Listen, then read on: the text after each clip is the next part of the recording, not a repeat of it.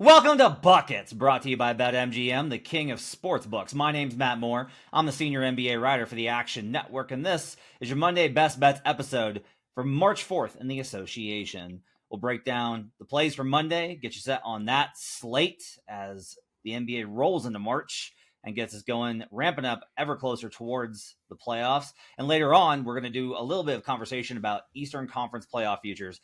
I am knee-deep in looking at tiebreakers and scenarios and seedings and outcomes and trends and all sorts of stuff. And we're going to break it all down, try and find some value in the Eastern Conference outside of, hey, the Celtics are good. We'll break all that down. And to do that, I brought on Andrew O'Connor Watts. You can catch him on Twitter and in the Action Network app at NBA Watts. And a reminder, everything we talk about today can be found in the award-winning Action Network app. You can find all sorts of cool stuff in there, all sorts of cool shows when we're going live. All sorts of content, all sorts of these picks that we've got going on. I put in some today because I'm bet some futures on the Eastern Conference on a team we'll talk about here in a minute. So you can catch that, as well as make sure to check out our YouTube page, youtube.com/The Action Network, and turn on notifications. Heads up, on Monday night at 11 p.m. Eastern time, we're going live with Buckets, and we're going to do J Money and me. And I think it's probably gonna be Watts. I gotta make one more text, but we're gonna do Buckets live. We're gonna react to tomorrow night's games, and we're gonna give you like, hey, like, what do we think about these topics? Like, what do we think about like how this kind of melds together? What were the beats that night? Like, what did we see from a spread perspective? Like a betting review of the night, and then we'll do our usual buckets. If you want to get the plays that we give out the night before those lines move with J Money and our crew, tune into Buckets tomorrow night on YouTube, youtube.com/The Action Network. I'll push it on Twitter as well at HP Basketball. All right, Andrew, let's get started with best bets for the Monday slate. What do you like in the association on Monday? Yeah, I'm eyeing two plays for tomorrow. One is the Bucks -4.5. The other is Memphis under their team total, whatever that is. I mean, I want to look at the number, but looking at the Memphis team total under. Okay, mine is going to be the Lakers -1 versus the Oklahoma City Thunder. That's going to be my sole play on the night. Two interesting sets of some interesting plays here. Let's start with the Grizzlies one. Let's do that one first. Grizzlies taking on the Brooklyn Nets here in what should be a very weird game. Quite honestly, like this should be an absolutely bafflingly strange game on Monday between two franchises that are just kind of going through the motions. Obviously, Grizzlies had the year from hell. Nets, everything kind of went sideways. Unders have been profitable lately. The Nets haven't been able to score lately. Why do you like the Grizzlies under in this spot? Well, they are the best team to the team total under for the entire season. They're 38-23 to the under for the season. On the road, they're a little better. They are on the road in this one. They're 14-16 on the road. But I just think this is going to be a slow and ugly game. I mean, you talked about it. Two teams that are just like, what are we doing here? I mean, I almost didn't even look at this game, but they have Triple J doubtful. He's really their only remaining offensive player that can do anything. But I just think this is going to be a slow, ugly, kind of grinded out game. These teams just played each other last week.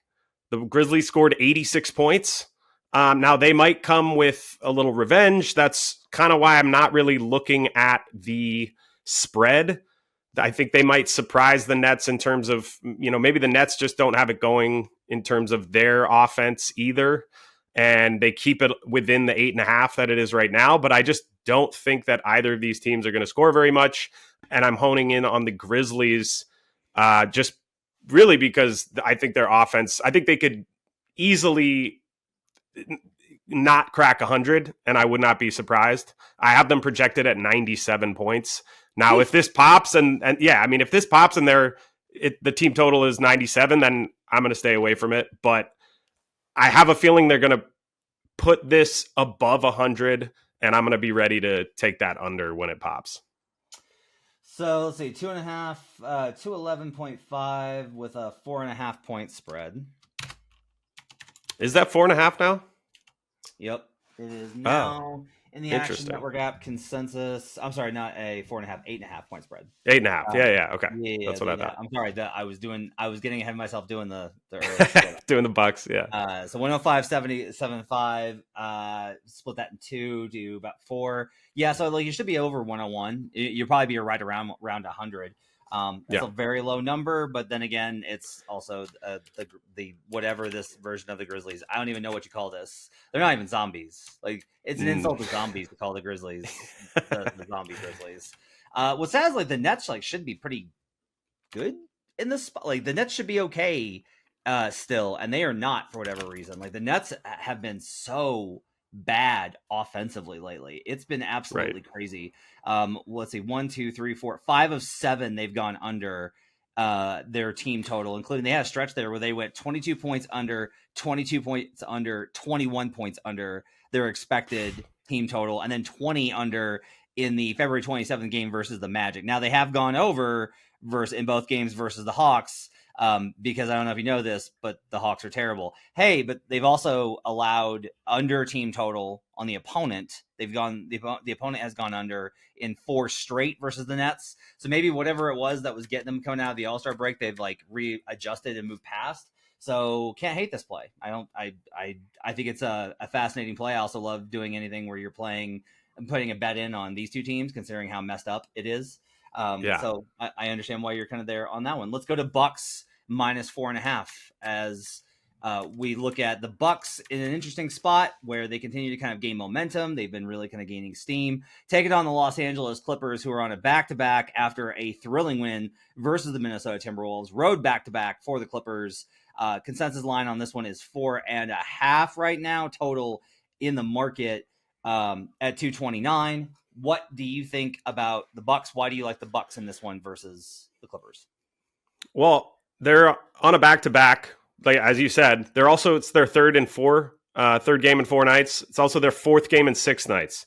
They've been playing a lot lately. They have been struggling as well. Let's start with the Clippers part, right? The Clippers have been struggling, 2 straight wins, but before that, lost 7 of their last 8. They went down to the wire tonight in Minnesota, and it took Kawhi 38 minutes, and Paul George and James Harden each put in 34 minutes. But, Paul George missed a couple games ago. I think we could see him or Kawhi rest in this back-to-back. Even if they don't, though, I just like this for the Bucks, who have looked a lot different lately. They looked a lot better. When Doc came in, they immediately proved their defense at the expense of the offense, right? But now both are kind of good. Both are a lot better now. Now they've played not the best competition in that time, but in the last 5 games, they've won 5 straight. But they're second in offense, third in defense. They're also second in spread differential over on cleaning the glass for the last 2 weeks, whereas the Clippers are 27th in spread differential. I just think these are 2 teams kind of in opposite directions. Now, normally I'd be worried about, these are 2 teams in opposite directions. Maybe I'm buying high on the Bucks. But because of this terrible rest spot, I just don't think that's the case. I think we could easily see the Clippers just phone this one in. The one thing I will say, though, is that Giannis, who has been on the injury report lately, is on it again, but for a different injury. So I'm not sure if that's like, I'm curious your thought on this because you're a little more locked into kind of, these injury things, but he was resting or kind of, on the report for knee tendonitis. Now it's like an Achilles soreness, something a little different. I'm not sure that it's just going to be the obligatory IR and then he plays. So maybe wait out for that. I mean, I'm curious your thoughts on that portion of it. You should wait. You should absolutely wait. Achilles soreness is not something you can mess with for obvious reasons, and teams tend to be very cautious when it comes to that. Now, some guys like have it and they just have to play through it because it's just like something that they're kind of managing. But I would say that given his importance, obviously, it's not something that you really want to mess with. This is a non-con game, right? Mm-hmm. I don't know how much the Bucks are like, we got to get the 2 seed because you're not catching the 1 at this point. So if you're not catching the 1, 2 versus 3 probably doesn't matter, and they're not getting caught for the 3. So they're in a position here where the Cavs can start to manage this a little bit. Chris Middleton's out for this game, by the way, which is another reason I think that it's a little bit of a question mark here. Clippers this season 2-4 ATS on the second night of a back-to-back, and 4-7 as a road dog this season. Some of that's in nights when they are resting or have guys injured. I would say that you definitely need to wait. It's not that Giannis won't play, but obviously, I guess my question would be, if Giannis doesn't play, I assume this is dead for you, no matter what the number it goes to. Yes, except unless we see like Kawhi sit as well. I mean, I just think that's if Giannis is out, I would have to kind of reassess it and look at it a little differently. I mean, for the purpose of this, I would definitely, I don't know, I would say follow me in the app, because I will probably not. I do need Giannis in it if the Clippers are fully healthy. But I really do think this is a spot where we could see the Clippers rest guys too. At that point, yeah, it does get a little weird. You don't want to just be like, okay, which less rested team is going to, or which depleted team is going to be better or worse. I mean, I do. So yes, to answer your question, I do want Giannis in there. So yeah, wait on the report. Okay. I'm going to take Lakers -1 here with the Thunder on a back-to-back. Couple of things here. This is a bad spot for them. They were down 13. They were up 28. They were down 9. There's 2:30 left, and the Thunder are up 7. So like a roller coaster, wild Sunday night ABC game in the desert versus the Suns. Physical game. On top of that, we got a couple of things here. So the Lakers, I don't necessarily love playing the Lakers when they face good teams, because I don't think the Lakers are necessarily good relative to other good teams. Like, they're a fine team, but this is why I keep kind of saying is, like, we talk about the Warriors and Lakers like they're elite teams that just have to figure it out. And I'm like, guys, they might just be mid. Like, they're not bad. Like, they're not the Spurs. They're not even the Jazz. They're not the Rockets. Right? Which those teams are like not good. They're under 500. The Lakers are fine. They're just not a great team. And I don't like them in most spots versus these kind of teams. However, the way that the Thunder play, obviously with Chet Holmgren at center, we saw this in the earlier matchups where the Thunder were red hot and the Lakers got to win in OKC. This is the kind of matchup where Anthony Davis succeeds. If you have him face the reigning MVP who actually is capable of playing physical in the post, like the Denver Nuggets, AD's nothing but burnt chicken. Like, he's got nothing for Joker. He's got nothing for anybody on the Nuggets. He just basically looked like Aaron Gordon hit a 3 on him. Like, it's not good for AD versus those Nuggets matchups. The Thunder, however, are small, slight, quick, and undersized in terms of physicality. The Lakers, ironically, don't want to get into like a heavyweight slugfest with teams. They don't have that squad from 2020 that was all muscle.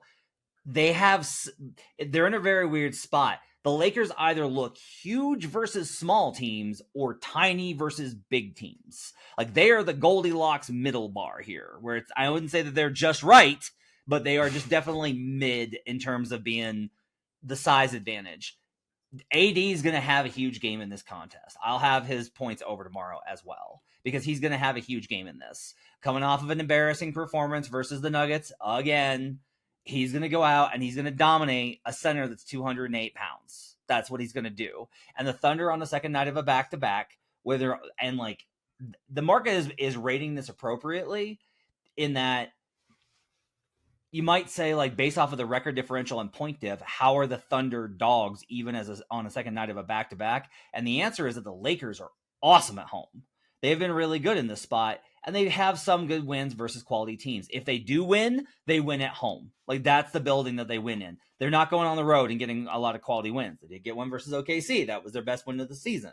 So all of this combined with, like, the Lakers having 2 days of stewing over the fact that they're just not able to compete with the Nuggets, this is a prime opportunity to be like, all right, we can't beat Denver, but we could beat OKC. Young team on the road, second night of a back-to-back. Thunder have not been as good in those kind of spots this season as we kind of expect. So I'm going to go ahead and I'm going to lay the point with the Lakers. I've only got this at Lakers -2, but it's enough with the spot and the matchup for me to go ahead and lay the point with the Lakers. Yeah, I was actually eyeing the Thunder in this spot. They've been pretty good on a back-to-back, 8-3 this season, but I do think it's just a bad matchup for OKC, and I think you're spot on with that analysis. I like the Goldilocks analogy because compared to this tiny OKC team, and also Jalen Williams, who also small, but he's one of the few bigger guys they have. Arkansas Jalen Williams will be out for this game. So it really is just Chet and then I guess Biombo behind him, right? Yeah. So I don't love the matchup. They are in a back-to-back, which they've done well before in that spot, but it's just not a great. I think I'm probably going to stay away, but don't I don't hate your look going towards the Lakers at home here. So for those that are confused but Matt just said they're not great on the second night of a back-to-back. Thunder on the road this season on the second night of a back-to-back, 2-2 straight up, 2-2 against the spread. That's this Got season.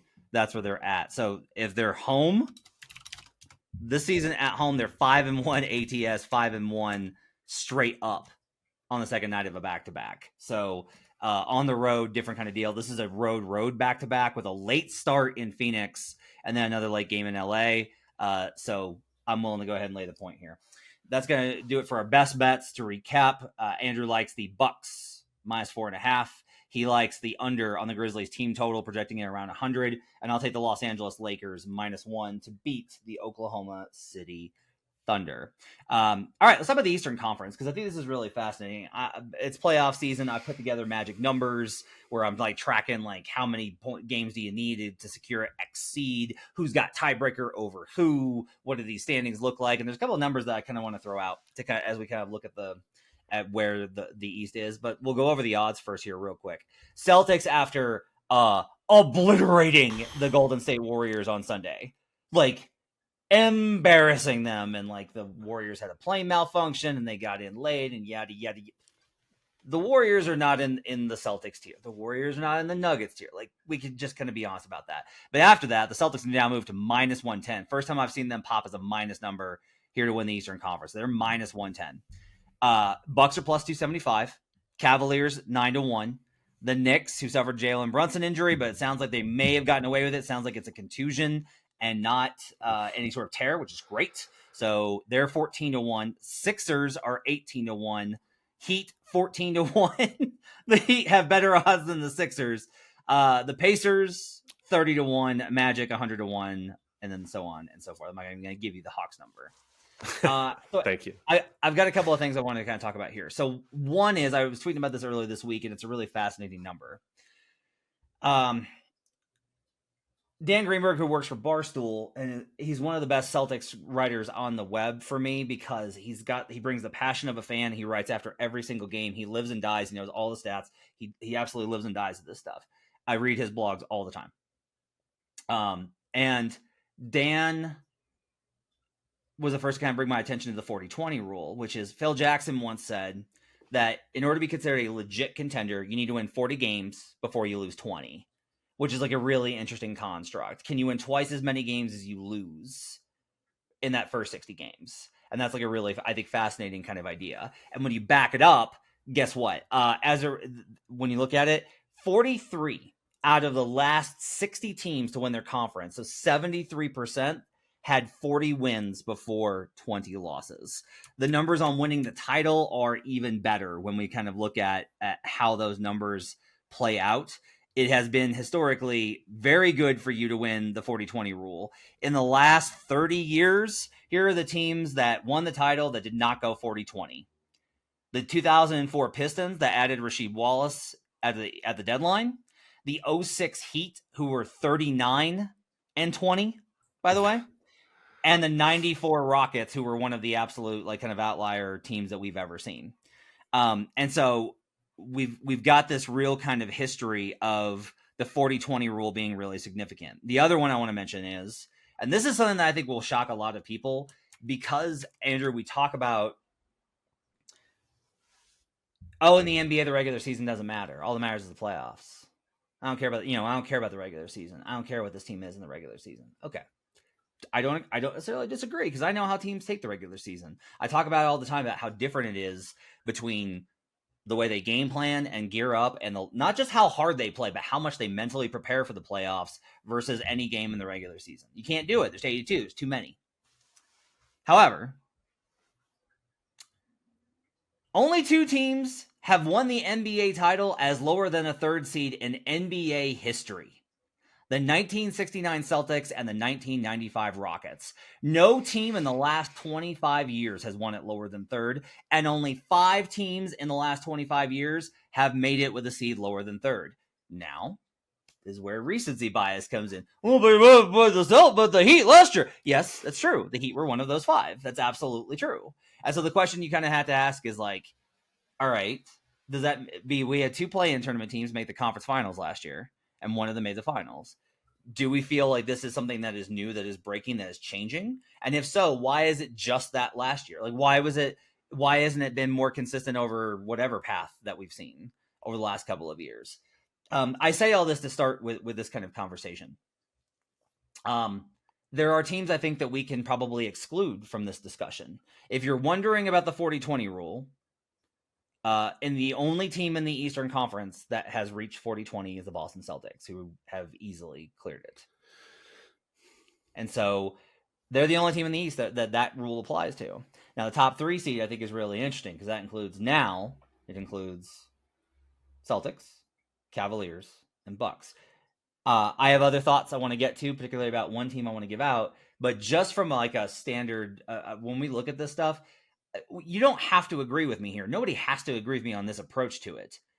But I am kind of curious as your reaction, Watts, on this idea that I'm trying to pursue, which is I'm doing some of this stuff and looking at historical patterns of point differential and some other factors because I'm trying to whittle down. I'm like, who doesn't win the finals? Like, what kind of regular season teams don't win in the playoffs? And you'd be surprised at how consistently regular season success is an indicator of some of these things. So I want to get your reaction to that first before we give out some picks.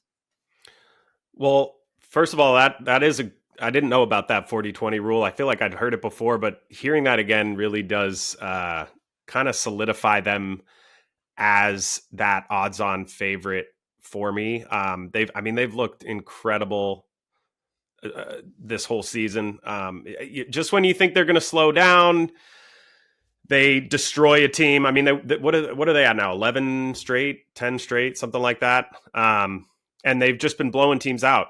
Like it hasn't even been close. One of the things I looked up this for this podcast was half court offense versus top 10 defenses. As you know, something you've talked about a lot is half court offense in the playoffs, right? You need to be able, when the game slows down, when there's not as much of that transition run and gun type of gameplay, you need to be able to get a bucket in the half court. So I looked up top 10 teams,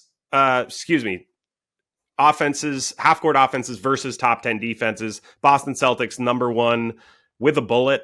That actually, to your Lakers point, Lakers are 3rd in that metric per cleaning the glass. So yeah, kind of an interesting note there. Yep. Yeah, that is a kind of an interesting one. But yeah, I mean, just to speak to what you mentioned, what you said about the eliminating teams, I think that is kind of how I approach these futures bets: is who do I not want, and then I kind of go from there because we don't know who is going to win. There's a million things that could happen, a million variables. So finding those teams as early as possible that you are saying to yourself, this team under almost zero circumstances they are not going to win the championship, or they are not going to win the conference finals.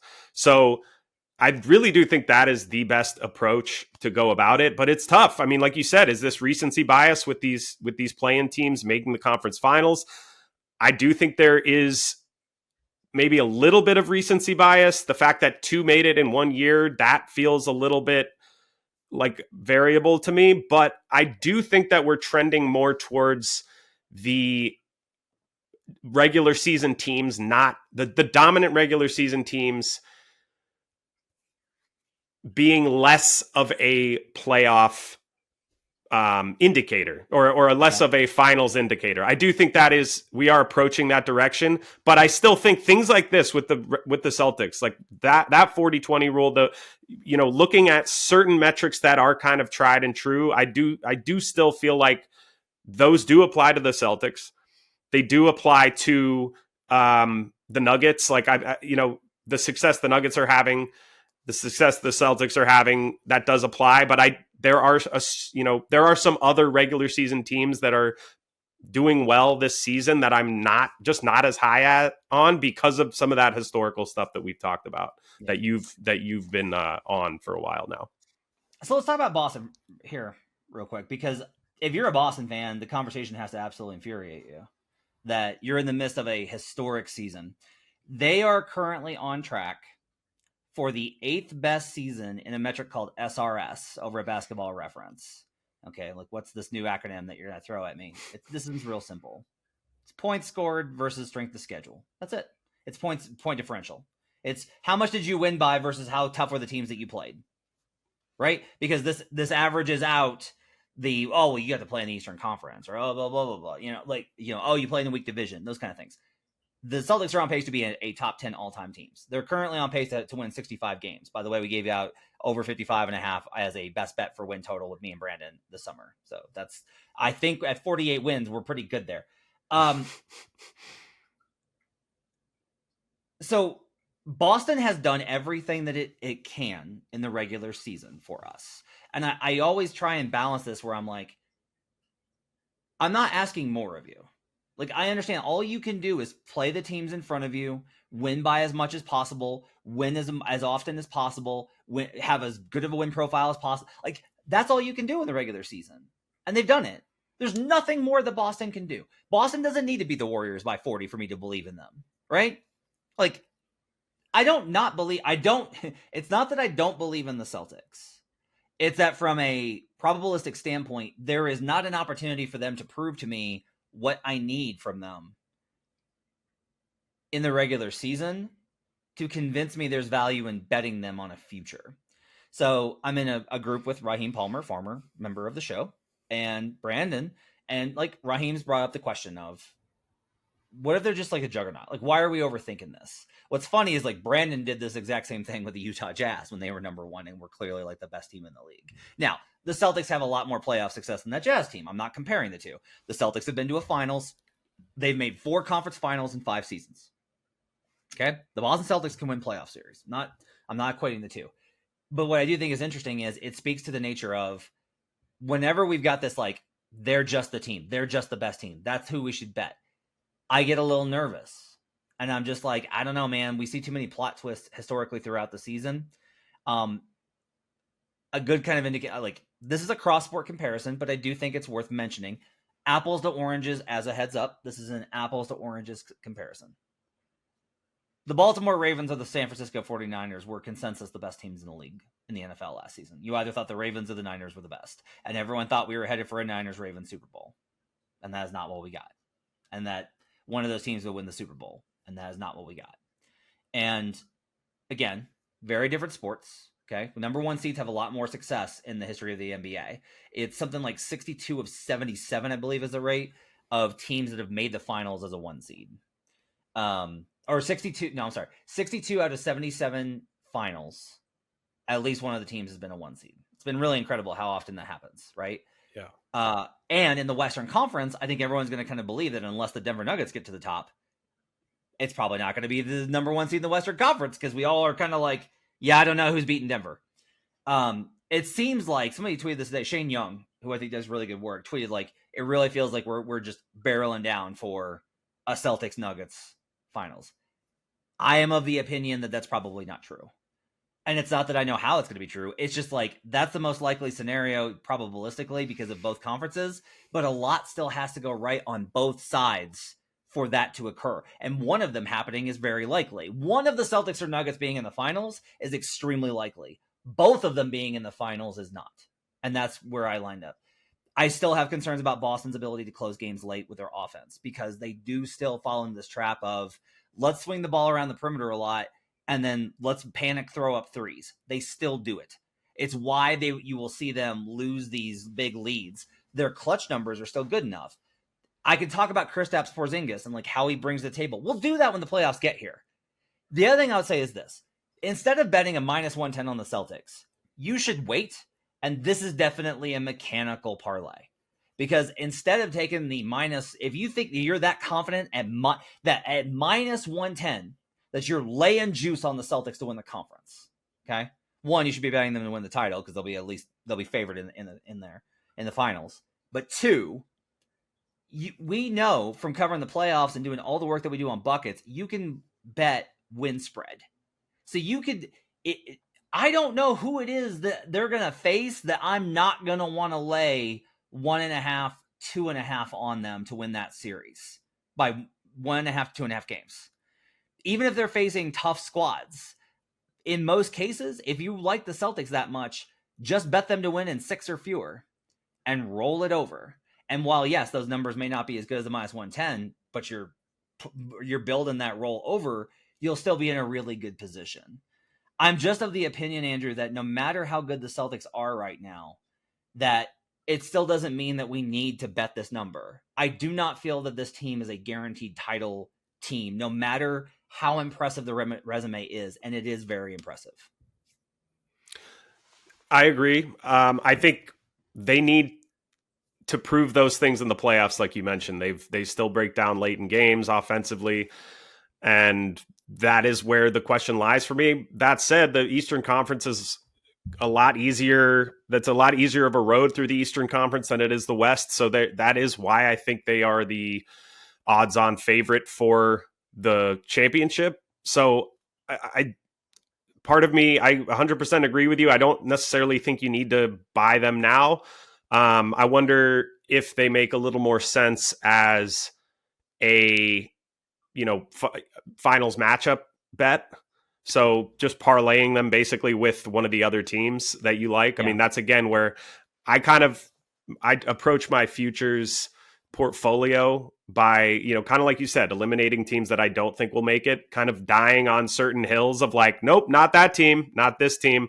For me, that's the Suns. Like, I don't see it. I think that they're good. I think they're a very good team, but I don't think that they have defensive issues. They have, a lot of skill set overlap that doesn't necessarily mesh, high talent. But anyways, my point being is like, I would rather parlay the Celtics even a little further down the line, maybe when things get a little clearer, parlaying them with like a Clippers final or just, finals matchup with the Clippers and bringing in another team to kind of up the juice a little. But yeah, at this number, I mean, laying a minus number is absurd. I think that's, they can't get that much shorter or, in the time that will take to see more information, to get more information. Yeah. Not that we need it necessarily on the Celtics, but we might get it on these other teams. Like maybe we get injuries on the other side of the on the other conference in the West that maybe clears things up for, like I mentioned, doing that finals matchup. Like, maybe an injury to OKC or Clippers or whatever. Maybe you want to buy a different team instead to kind of pair with that Celtics finals matchup. And I think for me, a lot of it too is I've done a little bit of what you're talking about, where I've started doing this of I'm taking like Celtics and then not Nuggets, where I haven't bet Wolves, I haven't bet Thunder because I'm very close to the Thunder. We'll talk about that next week. I'm very close on the Thunder, but I'm not quite there. Like Celtics Clippers, I think is a bet worth making. And then doing the opposite where I'm taking Nuggets and then some of these Eastern Conference long shots. And then even if that means that my hedge opportunity is going to be, I'm going to have to lay a minus number on Celtics to win in 6 because most series don't go 7. Maybe they will, and I could lose both sides. It's tough, but I'm willing to go ahead and take those types of opportunities. The next team I want to talk about, and this is the team that I put a bet in on Sunday. It's in the Action Network app. Okay, so you need a top 3 seed, and you need a team that went 40-20, and you need a team that's like got good balance and has a superstar and all these types of things. Okay, I bet a team that isn't any of those currently. They're not a 40-20 team. and they're not going to be a top 3 seed, and they're not.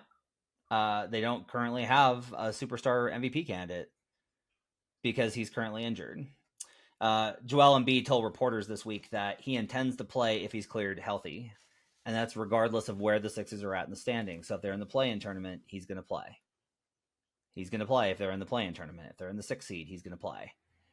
Now, maybe he doesn't return. This is a very real possibility, okay? This is entirely real that he just doesn't come back, okay? Embiid, this is a meniscus tear. He had surgery. It's a major injury. It's surprising that he's even possible. But talking to people at All-Star Weekend, everyone that I ran into was like the Sixers operated as if they were trying to make moves to make a run this season. They were not making multi-year approaches. They were not looking to asset manage, and they were not looking to clear salary. The Philadelphia 76ers operated the deadline with other teams and agents like they were a team looking to contend this year.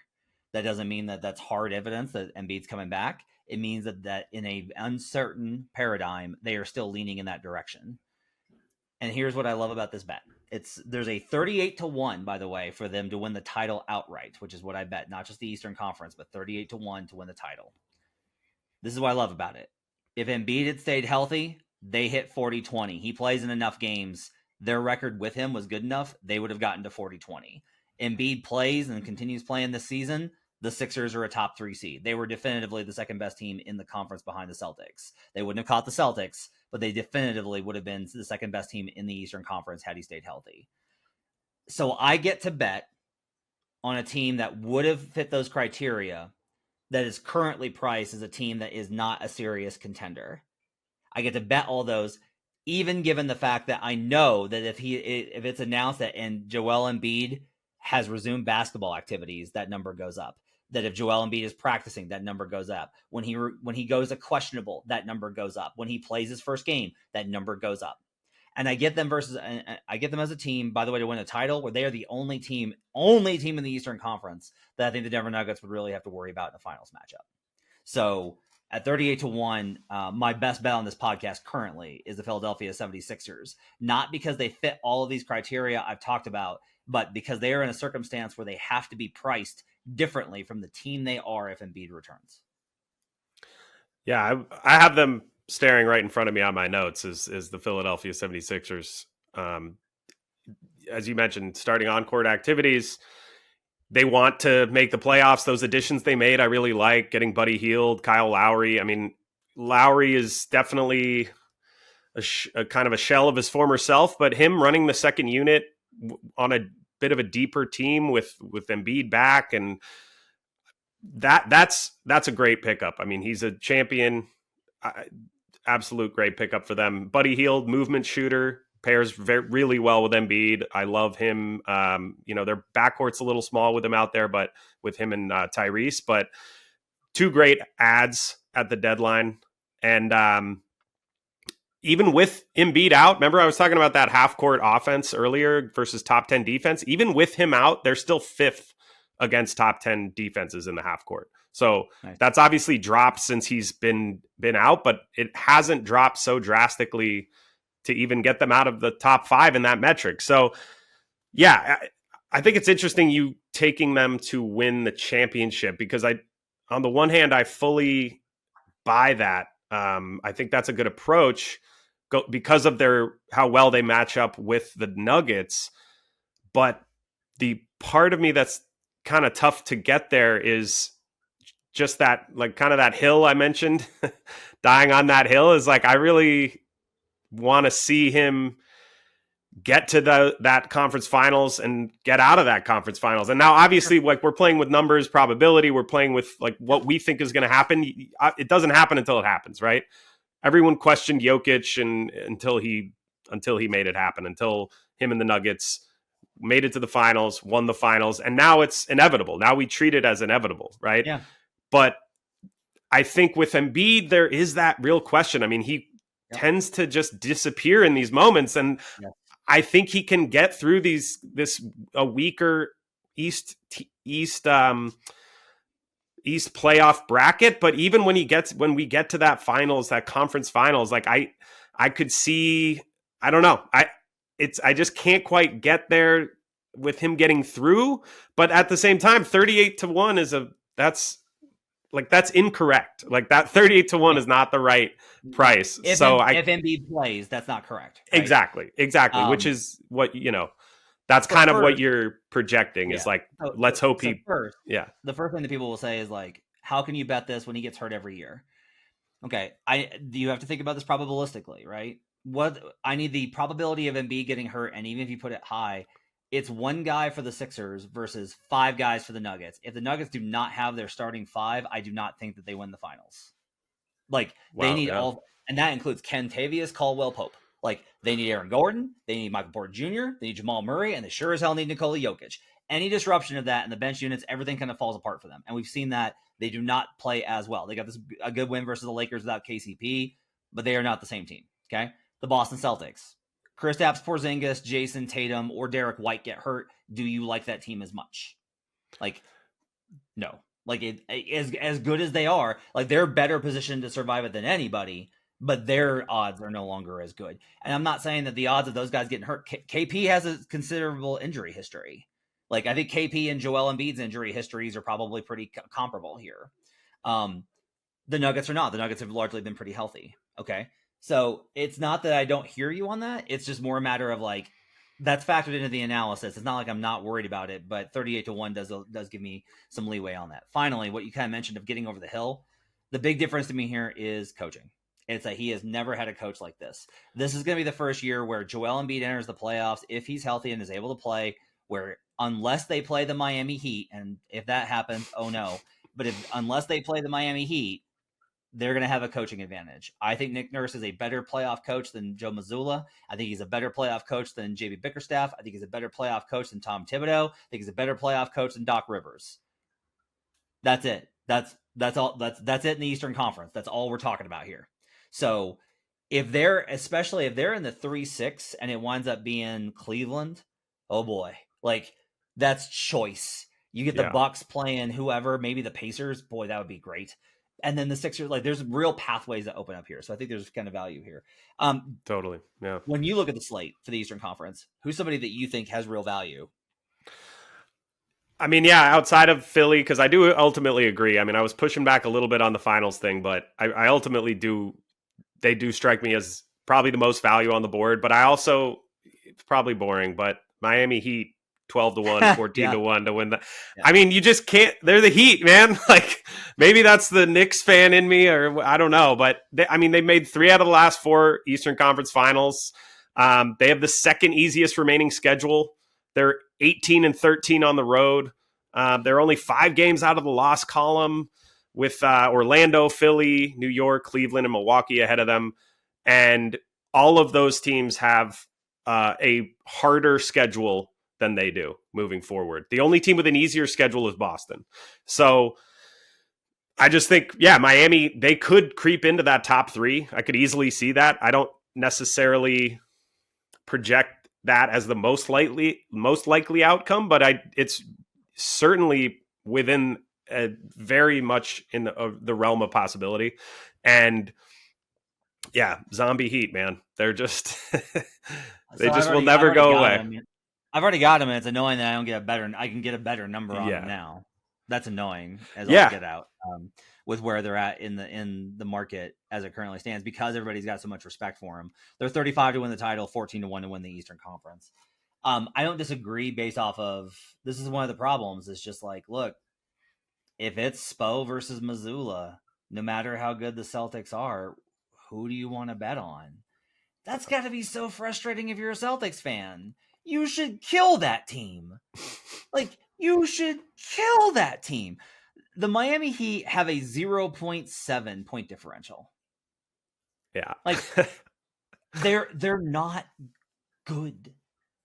And yet, they're a legit threat to win the Eastern Conference. Despite not being a 40-20 team, they're not going to be a top 3 seed. But, like, this, I think a lot of this gets into, like, they're not going to win the title, because if they get to the Western Conference, if they get to the finals, I don't know who I would feel like I would want to bet Miami against.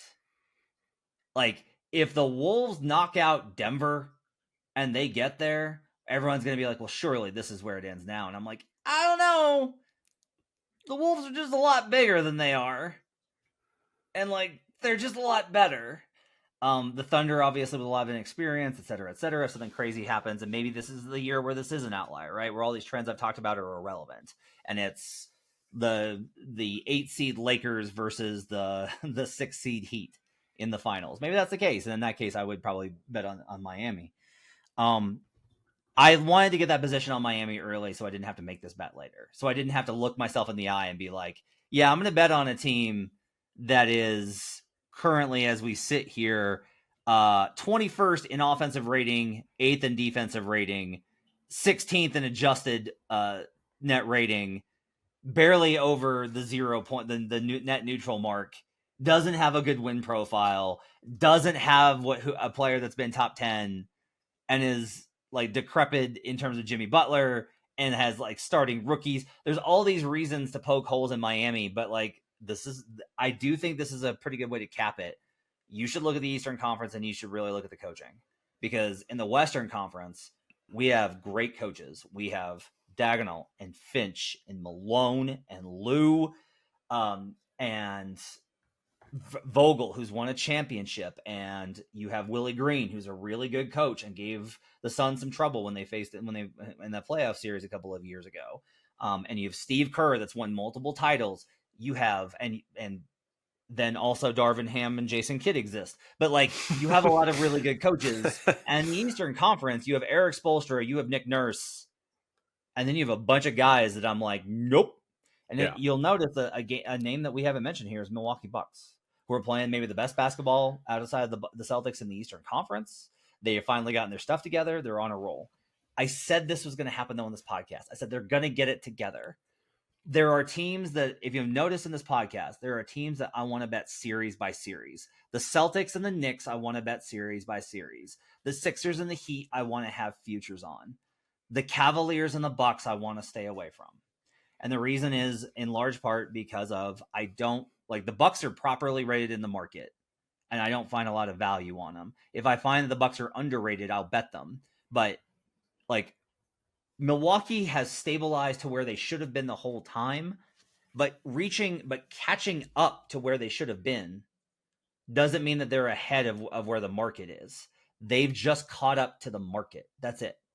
And if we get into a playoff series again, if it's Eric Spoelstra versus Doc Rivers, who do you want to have your money on? And usually it's players. We're like, well, I'd rather have my money on Giannis than anybody else. But we've seen that Spoelstra has an ability to neutralize and frustrate that team. Do I think Doc Rivers solves that? No, I do not. And so for me, like the Bucks are an absolute no bet. Cavaliers, as much as I like that team and want good things for them, they're in that situation too. The Knicks, I'm very excited about if they can get healthy, but I got to see that's what the biggest reason with them why I'm like play series by series. You're going to get a good price on the Knicks in most of their series where I think that they're live, but I don't need to bet them on a futures play because I'm going to get a good price for them in a series and I get to see if they're healthy or not. Yeah, I mean, definitely agree with the series by series thing. I mean, they're kind of a bracket, see how the bracket shakes out kind of team. And the Bucks, I mean, as I mentioned, the strength of schedule thing, they have the second toughest schedule coming out. So even if you did like the Bucks, you could probably get a similar or better number in a couple weeks, in a month or something like that, and not lose a ton of value. I mean, they are going to be very highly rated, probably a little bit overvalued just in general because of the personnel, Dame and Giannis, and now Doc. As much crap as we give him, he's a big name, right? I mean, so, but I mean, we could see them struggle the next couple weeks. I mean, I like them tomorrow. I like them more generally, like out since they've left the All-Star break when rest isn't going to be quite as much of an issue. Like the further we get from that All-Star break, which is already kind of now, that's going to be more of an issue, the rest and the strength of schedule. So I do think, even if you like Bucks, they're a team that I would bet, but I just don't think now is the time to bet them. All right. So we like the Heat. We like the Sixers. What could possibly go wrong fading the best team in basketball and not betting the Boston Celtics? But I'm saying like We'll have opportunities to bet them later. Definitely. That's going to do it for this episode of Buckets. Reminder, tomorrow night at 11 o'clock Eastern, you can catch Buckets live on youtube.com/The Action Network. We'll recap tonight's action as well as get into all sorts of cool stuff and do our usual best bets for Tuesday as well. If you join the live show and you bring a bet that you're like, I'm looking at this, we'll talk about it. Bring your bets. Put them in the comments over at youtube.com/The Action Network, and we'll talk about it on the air. Thanks for joining us. Appreciate you guys being with us. We'll catch you guys again tomorrow. My thanks to Andrew O'Connor Watts. My thanks to David Payne, our producer, finally back from vacation, thank God, as well as Hutton Jackson, the video crew, getting us up over at youtube.com/The Action Network. We'll see you guys again tomorrow. Thanks for joining us. Till then, let's get buckets.